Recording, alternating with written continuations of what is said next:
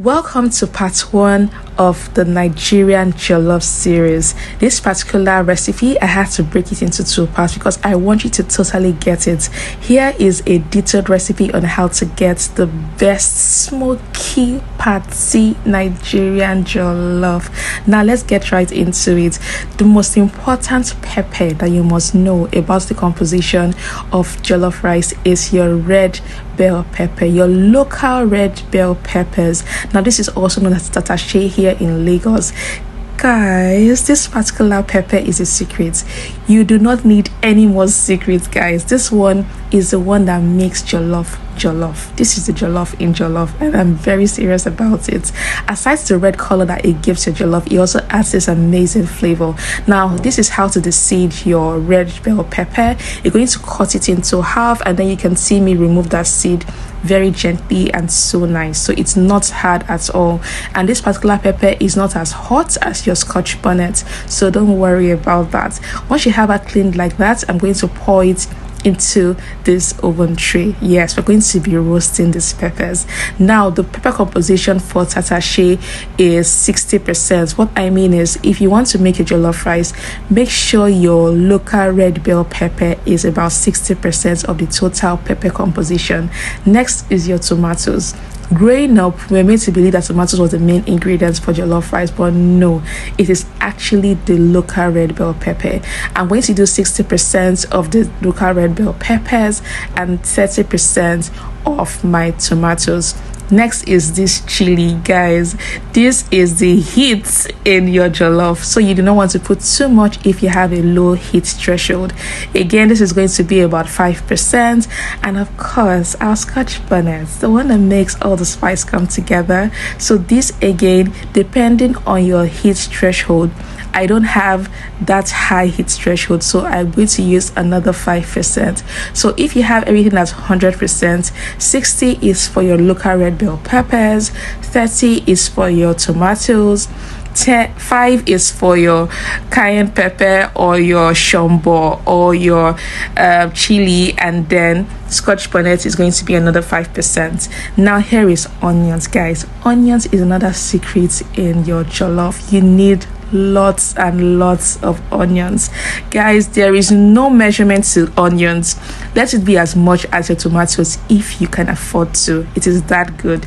Next is our ginger. I've already peeled the ginger, but you need a handful for this quantity I'm making. So guys, ginger is just another important flavor. Now you know me, I'll always like to add my own twist. Here is the imported red bell peppers. It's so huge and it's sweet. This is your sweet bell pepper. I'm going to be adding that again to my jollof mix. You're going to cut that just like you did with the local red bell peppers to deseed it. Now this particular pepper is sweet, it's not spicy at all, and I always love the radiant color and taste it gives my jollof. So here is me again deseeding it. It's already been washed, so I don't need to wash it again. So this is me deseeding it again. Look at how I'm doing that. It is actually very easy and it's not going to hurt your hands. Next, I'm going to be adding rosemary. I've come to love this particular herb, and the taste and flavor in my jollof is just so good, so I'm going to be adding that also to the roasting mix. Of course, garlic has to make an appearance because you don't want to imagine what this is going to taste like without roasted garlic. Roasted garlic is the new flavor, guys, and of course flavored oil, our creation, has to come and bind all these lovely ingredients together. Drizzle a couple of these on your pepper mix, and guys, this is what we have.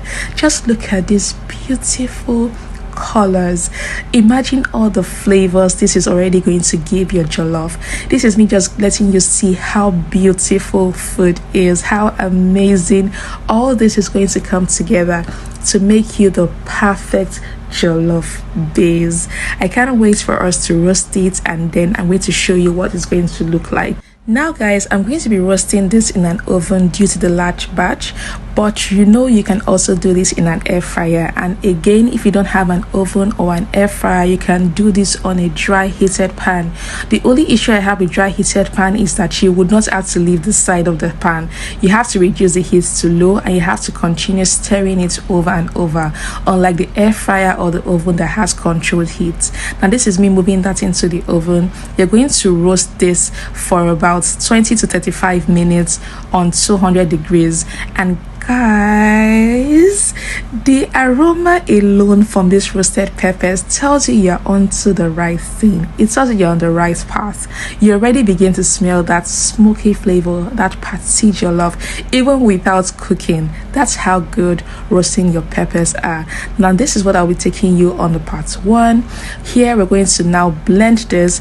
I'll be adding a little water to blend this together so that it can come out really smooth. So here is me scooping all of that into the blender, and once that is done, I'm going to add my water. Now your water should be about 1/3 of your blender cup, or 1/3 of the quantity of the tomatoes you are using. You don't need that much water. Recall that the oven or the air fryer or the dry heated pan has already sucked out most of that water or dried it out to get the flavor, so you don't want to put too much water in blending it. The reason I added it was to make it very smooth. So we're going to allow that blender do its job, do the magic, and blend that masterpiece you just created into a very smooth base. Guys, you can always do this in large quantity and then store it in the freezer and use whenever you want to make jollof, or whenever you want to make native rice, or whenever you want to make anything. You can even make a stew using your roasted peppers. It is so versatile and so good, and anything you use this pepper base to make is a hit. Now this is the end of part 1. I'll be showing you how to make the jollof in part 2. Bye.